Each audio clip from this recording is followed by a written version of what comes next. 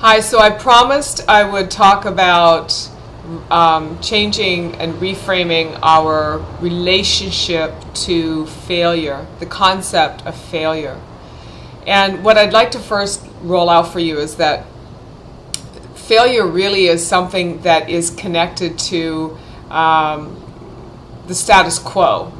And because there really is no such thing as failure. In the world of NLP, we talk about failure as really not being existent. There really is no failure, it's just feedback.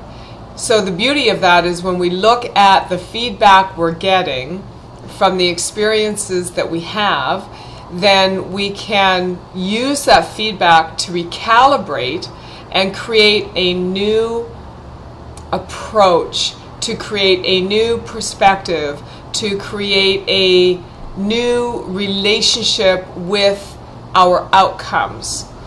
If we look at the feedback that we're getting and we find ourselves unable to change our approach, typically what's going on is there's a limiting belief floating around somewhere in your consciousness that's actually triggering you to continue to make the same behaviors, think the same thoughts, and then that develops the neural pathways within the hippocampus of the brain syndicate, and all of these things start working together and it becomes a diminishing return.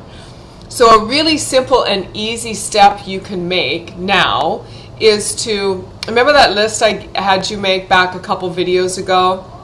I wanted you to write down on all of your so-called failures in your life, and then in another column to write down the positive learning that you got from each one of those experiences.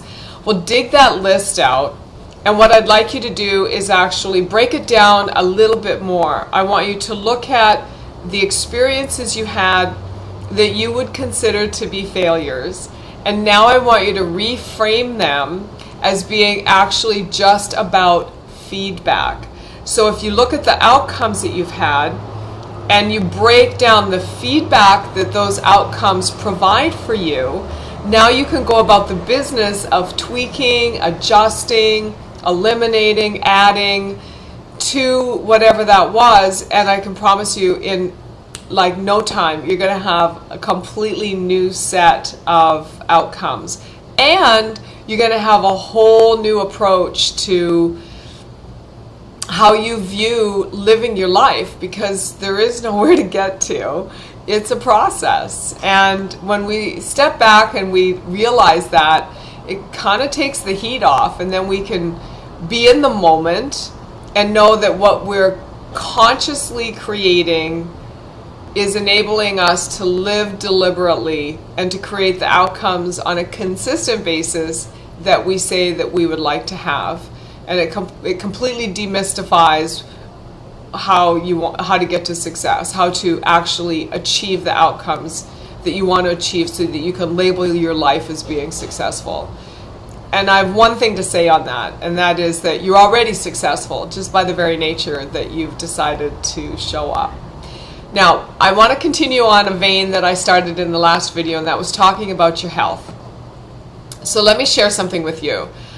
I used to be what I consider obese. I used to weigh well over 200 pounds, and it went on for a long time. And I tried everything, because I used to own a fitness club, and I figured I knew everything about how to manage my own body, but clearly I didn't, because I was obese. So I did a lot of research on what was going on with me, and I want to share this with you, for those of you, because I know some people that have come to me and said, can you share this? And so that's why I'm going down this vein, and it ties into the building of the neural pathways in your hippocampus around that as well. So there's a few things that I learned through the process, and one of the major things I learned was to really clean up my diet. Not just think I'd cleaned it up, but to really make myself accountable to what I was consuming. And there was two things I discovered through that process of making myself accountable to what I was consuming that my body just could not seem to metabolize. And they're two common ingredients, and that's sugar and gluten. So the 80-20 rule is how I do it. I basically 80% of the time I don't have sugar and gluten in my diet. Well, you know, especially refined sugar.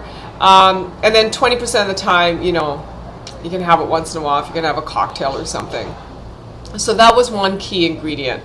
The other key ingredient was I realized I needed to do some supplementation to help my my gut get healthy and get good on its bacteria level, and also then that feeds into the brain syndicate in terms of how the blood flows through your brain, how your brain functions, and being able to heal my hippocampus, because I had gone through a lot of trauma and shock early on in my life, and it had actually damaged the circuitry in my brain. So the beauty is now we've discovered that our brain actually regenerates, contrary to 1970s belief systems. So I love that.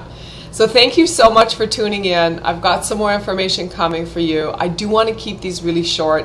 Please come and join us at our Mind Masteries. We would love to have you. And just shoot me an email. Give me a call. All the details are in the credits. Have a blessed day. Take care. Bye-bye.